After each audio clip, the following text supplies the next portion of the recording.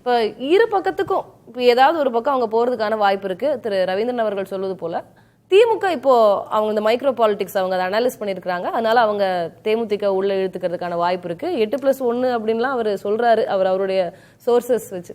நீங்க என்ன இதுல இருந்து புரிஞ்சுக்கிறீங்க? தேமுதிகக்கு இந்த தேர்தலில் என்ன இம்பார்ட்டன்ஸ் அப்படின்னு பாக்குறீங்க? கட்சியிலும் விரும்புகிற ஒரு அரசியல் கட்சி, அதனால எல்லாருமே விரும்பலாம், ஆஃபர் கொடுப்பாங்க நிறையா. ஆனால் தேமுதிக என்ன விரும்புது அப்படிங்கிறதான் இருக்குது. அவங்களுக்கு தனக்கு கிடைக்கிற ஆஃபர் எப்படிப்பட்ட பெட்டரான ஆஃபர் தான் அவங்க எதிர்பார்த்துட்டு இருக்காங்க. ரெண்டாவது, தமிழ்நாடு முழுக்க ஒரு நியூட்ரல் பார்ட்டி. அது இல்லாமல் அங்கே அவங்களுக்கு ஷாம் சொன்ன மாதிரி தொகுதிக்கு 10,000 இருந்தாலும் அந்த 10,000 வாக்காளர்கள் மட்டும் இல்லை, அவர்கள் தேர்தல் பணி செய்யக்கூடிய தொண்டர்கள். அது ஒரு பெரிய அட்வான்டேஜ். நீங்கள் கூட்டணி அறிவித்த உடனே அவங்க முதல்ல சம்பந்தப்பட்ட கூட்டணியோட தலைமை அந்த கட்சி அலுவலகத்துக்கு போய் நின்று அவங்களுக்கான தேர்தல் பணியை உடனடியாக ஆரம்பிப்பாங்க. ஸோ அது ஒரு பெரிய ப்ளஸ். அது வேற எந்த கட்சிக்கும் இல்லாத. மற்ற கட்சிகள்லாம் தயங்குவாங்க, என்ன அது உடனே கொள்கை, நம்ம கொள்கை என்ன, இவங்க கூட்டணி சேர்ந்துட்டாங்களேன்னு ஒரு பேதங்கள்லாம் வரதுக்கு வாய்ப்பு இருக்கு. ஆனால் இந்த கட்சிக்கு ஒன்றும் அது மாதிரிலாம் இந்த பிரச்சனை கிடையாது. ரெண்டாவது, நீங்கள் ரவீந்திரன் சொன்னாலும் வெளிப்படையாக சொல்ல வேண்டிய விஷயம் என்னன்னா, தெலுங்கு பேசும் மக்களுக்கான ஒரு ஓட் பேங்க், அதுவும் குறிப்பாக தென் தமிழ்நாட்டில் நாயக்கர் நாயுடு இனத்தவர் சேர்ந்தது அது ஒரு பேக்கப் இருக்கு. அது மதிமுக இல்லாத ஒரு எதிரணியில் இருந்தாங்கன்னா அது உங்களுக்கு வரதுக்கான வாய்ப்புகள் இருக்கு. வட தமிழ்நாட்டில் பார்த்தீங்கன்னா அது பெரும்பான்மை சாதி சமூகத்துக்கு எதிராக இருக்கு. ஒரு சிறுபான்மை சாதி சமூகம் இருக்குல்ல, அவங்களெல்லாம் கன்சால்ட் பண்ற இடத்துல விஜயகாந்த், அதுதான் அவருடைய அரசியலுக்கான வெற்றியே காரணம். அதுதான் அவர் விருத்தாச்சலை தேர்ந்தெடுத்தது, ரிஷிவந்தி தேர்ந்தெடுத்துக்கலாம் காரணம் அதுதான். விருத்தாச்சலங்கிறது சமபலம் உள்ள பகுதி. ஆக்சுவலா அங்க எல்லா கட்சி வேட்பாளரும் எல்லா ஜாதி வேட்பாளர்களையும் அங்க நிறுத்தி ஜெயிச்சிருக்காங்க. ஸோ ஆனால் காலம் மாறி இருக்குது. அதுக்கப்புறம் அவர் 2016 மக்கள் நல கூட்டணி அது உளுந்தூர்பேட்டில் 3வது இடம் வந்த பிறகு அது நிச்சயமா அவர் திரும்ப ரீகன்சிடர் பண்ணியிருக்காங்க. அப்புறம் 2018 அப்புறம் அவர் ஆக்டிவ் அரசியல்ல இல்லை. ஸோ அவங்க அந்த நேரத்தில் சரியான ஆப்ஷனை தேர்ந்தெடுத்திருக்கணும். நீங்க 2013 கடைசியில் ஏற்காடுல இடைத்தேர்தல், அப்ப எதிர்கட்சி தலைவர் விஜயகாந்த், கலைஞர் ஓபன் ரிக்வெஸ்ட், நாங்க பொது வேட்பாளர் நிறுத்துறோம் திமுக சார்பா அப்படின்னதுக்கு எந்த கட்சியுமே வாய் திறக்கல. அந்த நமக்கு இன்னைக்கு வரைக்கும் கடைசி தேர்தல் திமுகவும் அண்ணா திமுகவும் வேறு எந்த கூட்டணி கட்சியும் இல்லாமல் நேரடியாக களத்தில் சந்தித்தது ஏற்காடு இடைத்தேர்தல் மட்டும்தான். அதுக்கப்புறம் எல்லாமே கூட்டணிகளோட தான் கலந்துருந்தாங்க.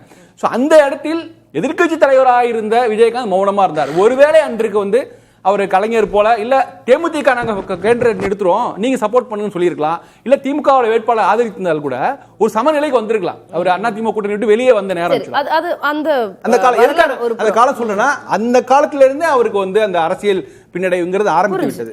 அதுல இருந்து ரெக்கவர் ஆகவே இல்லை, பார்ட்டிங்கிறது ரெக்கவர் ஆகல. இன்னைக்கு விஜயகாந்த் என்பவர் இன்னைக்கு விஜயகாந்த் இல்ல நம்மிடம். சோ அப்படி இருக்கும்போது அவருடைய பிம்பத்தை எடுத்துட்டு தான் போய் அந்த கட்சிக்கான பிளஸ் பாயிண்ட்.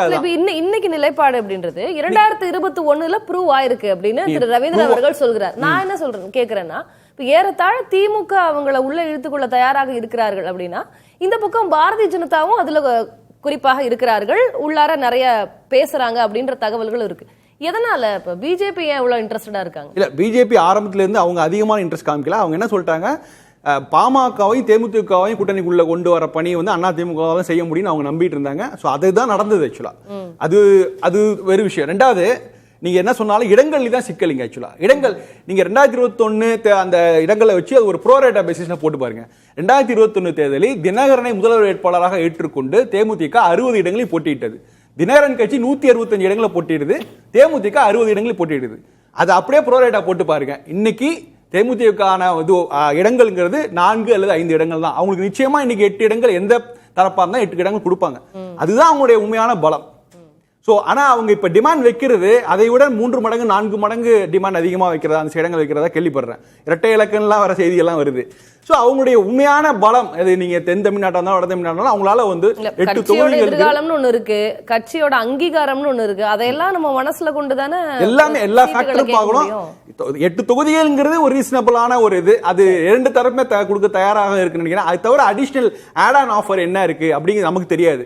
ஸோ அதை பொறுத்து தான் இந்த பக்கமா அந்த பக்கம் மோஸ்ட் ப்ராபப்லி அவங்க அதிமுக பக்கம் தான் வருவதற்கு வாய்ப்பு இருக்கு. என்ன காரணம் சொன்னா அரசியல் சூழல் எப்படி இருக்கு. ஏறத்தாழ 8+1 அப்படின்னு திரு ரவீந்திரன் பேசினாரே. இல்ல அதான் 8 தொகுதிகள் வருவதற்கு நிச்சயமா வாய்ப்பு இருக்கு. 8 தொகுதிகள் கொடுத்துருவாங்க. திமுக 1 குறையலாம், 7 ஒண்ணு பெரிய 7க்கு 8க்கும் பெரிய வித்தியாசம் இல்ல. நான் என்ன சொல்றேன்னா, அதுக்கப்புறம் அந்த கூட்டணிக்கு வந்த பிறகு அவர்கள் எதிர்கொள்ளக்கூடிய சவால்கள் திமுக அப்படி அகாமடேட் பண்ற இடம் இருக்கா? எங்க இருந்து எடுப்பாங்க? இல்ல அவங்க சீட் கொடுப்பாங்க. நீங்க 2006ல கலைஞர் 129 இடங்களில் போட்டியிட்டு மற்ற பெரும்பாலான தொகுதிகளை கூட்டணி கட்சியை விட்டு கொடுத்தார். அது போன்று செய்யறதுக்கு வாய்ப்புகள் குறைவு என்றாலும் நீங்க வேறு வழி இல்லை, அவங்களுடைய பிரதான கட்சிகளுடைய இதுல இருந்து எடுத்து கொடுத்தாகணும். அதுக்கு கஷ்டம் தான், அதை அகாமடேட் பண்றது கஷ்டம் தான். ஆனா அதை தாண்டி அவங்க ஒப்புக்கிட்டா கூட தேமுதிகவுக்கு சிக்கல் என்னன்னா, நீங்க திமுகவுக்கு வந்தால் அவங்க அதிமுகவை எதிர்த்து களம் காண்ட விமர்சனம் பண்ணணும், பிஜேபி எதிர்த்து விமர்சனம் செய்யணும். இது வரைக்கும் அவங்களோட நிலைப்பாடெல்லாம் வந்து ஜஸ்டிஃபை பண்ணணும். அது ரொம்ப ரொம்ப கஷ்டம். அதிமுக இருந்தா அந்த பிரச்சனையே இல்லை. அவங்களுக்கு திமுக எதிர்ப்பை மட்டும் பிரதானமா வைத்தால் போதுமானது. அதனால அவங்களுக்கு ரொம்ப கம்ஃபர்டபுளான பொசிஷனுங்கிறது. ஒரு பதில் வாங்கிடும் திரு ரவீந்திரன். அந்த சிக்கல் இருக்குல்ல, இப்போ 8+1 ஏறத்தாழ அப்படின்னாலும் திமுக பக்கம் வர்றாங்க அப்படின்னா நீ பிரச்சாரத்துல போய் என்ன பேசுவாங்க, நீங்க வந்து என்டிஏவை எதிர்க்கணும், ஆன்டி பிஜேபி அதெல்லாம் பேசுறது, இந்த பொது புத்தியில எல்லாம் சொல்றதையும் தாண்டி களம் மாறிட்டுங்கிறது நுணுக்கமா அரசியலை பார்க்கக்கூடிய தமிழக முதல்வர் மு க ஸ்டாலினுக்கு தெரியும். அவர் தான் இதை விரும்புறாரு எனக்கு தெரிஞ்ச வரையில. சோ அதுல வேலு போன்ற அமைச்சர்களும் முன்னணி அமைச்சர்களும் அதுல தெளிவா இருக்கிறாங்க. நான் முதல் சுற்றிலே அதை சொன்னேன், ஓட்டிங் பேட்டர்ன் எந்த அளவுக்கு மாறி இருக்குங்கிறதா உண்மை. நீங்க அதிமுகங்கிறது வந்து ஜெயலலிதா அம்மையார் காலத்தில் இருக்கும்போது ஒரு காஸ்ட் நியூட்ரல், ஒரு பிராமின் காஸ்ட் நியூட்ரல் கம்யூனிட்டி, ஒரு MGR Malayali Menon cost neutral community தமிழ்நாட்டை பொறுத்தவரையில் அவங்க பார்ட்டியா இருந்த போது, எடப்பாடி தலைமையில் வரும்போது இன்னைக்கு நீங்க 10.5 கொடுத்த சூழ்நிலையில இந்த கம்யூனிட்டி இந்த பார்ட்டி வந்து சேலம், விழுப்புரம், சிதம்பரம், கள்ளக்குறிச்சி, நாமக்கல் போன்ற இடத்துக்குள்ள இண்டிவிஜுவலா மு க ஸ்டாலினை விட பெரிய தலைவராக எடப்பாடி பழனிசாமி இருக்கிறாங்க.